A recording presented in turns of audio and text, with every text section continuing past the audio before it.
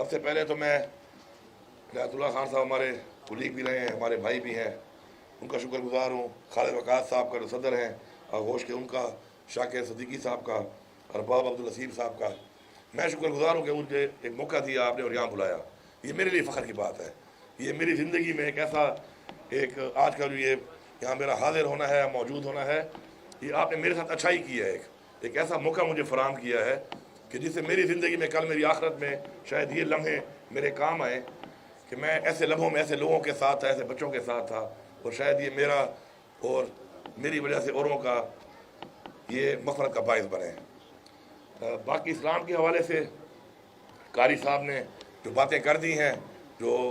ہمیں حکم دیا گیا ہے اسلام میں اللہ تعالیٰ کی طرف سے قرآن میں یتیموں کے حوالے سے، اس کے اوپر انہوں نے تفصیلی بات کر لی ہے۔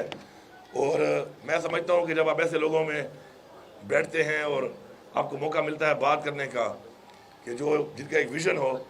تو آخر میں جب آپ بات کرتے ہیں تو اچھی باتیں ساری انہوں نے پہلے ہی کر لی ہوتی ہیں، تو آپ کے پاس کوئی ایسے الفاظ یا باتیں نہیں بچتی جو آپ کر کے کچھ ایڈیشن اس پہ آپ نہیں کر سکتے، کیونکہ وہ باتیں ساری کی ساری انہوں نے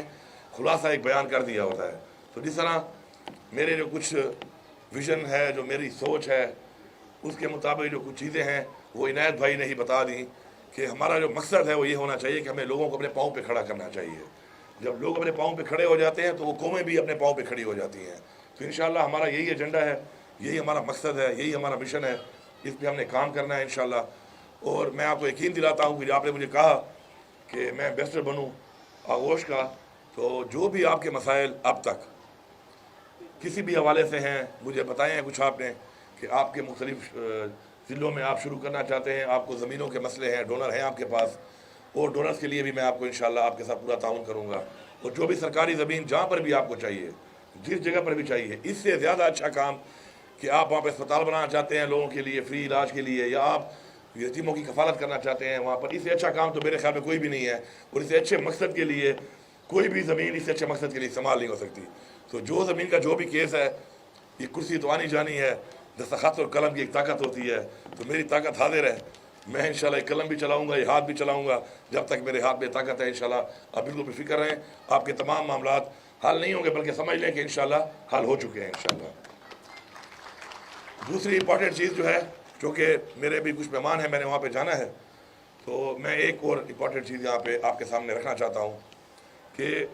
ہم نے مل کے کچھ چیزوں سے بالا تر ہو کے سوچنا ہے۔ ہمارے ملک کا جو بڑا المیہ ہے وہ یہ ہے کہ ہم لوگ ہر چیز کے اندر اس کو پولیٹیسائز کر دیتے ہیں، سیاسی کر دیتے ہیں۔ سیاست الیکشن میں ہے، الیکشن ختم، سیاست ختم،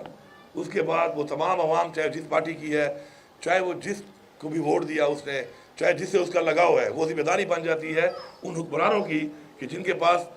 حکمرانی آ جاتی ہے اور اس وقت موقع پر ان کے پاس وہ وسائل آ جاتے ہیں جو انہوں نے استعمال کرنے ہیں اس عوام کے فلاح کے لیے، اس علاقے کی فلاح کے لیے، اس صوبے کی یا اس ملک کی فلاح کے لیے۔ تو انشاءاللہ اس سوچ کے ساتھ ہم نے آگے بڑھنا ہے۔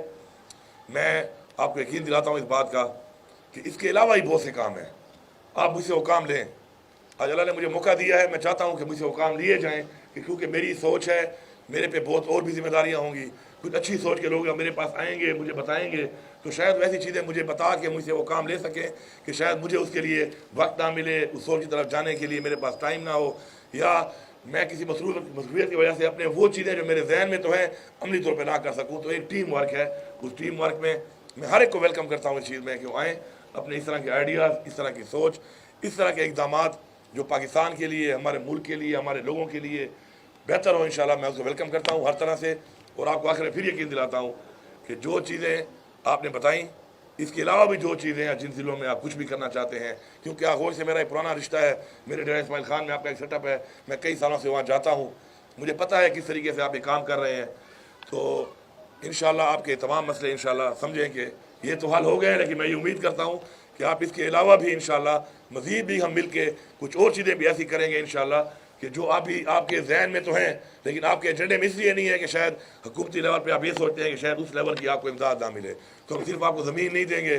صرف آپ کے مسائل حل نہیں کریں گے، انشاءاللہ ہم آپ کے ساتھ پیسہ بھی انویسٹ کریں گے، کیونکہ یہ انویسٹمنٹ ہم آپ کے ساتھ نہیں کر رہے، یہ انویسٹمنٹ ہم بچوں کے ساتھ کر رہے ہیں جو ہماری ذمہ داری ہیں انشاءاللہ۔ تو مل کے یہ کام کریں گے۔ آخر میں تو پھر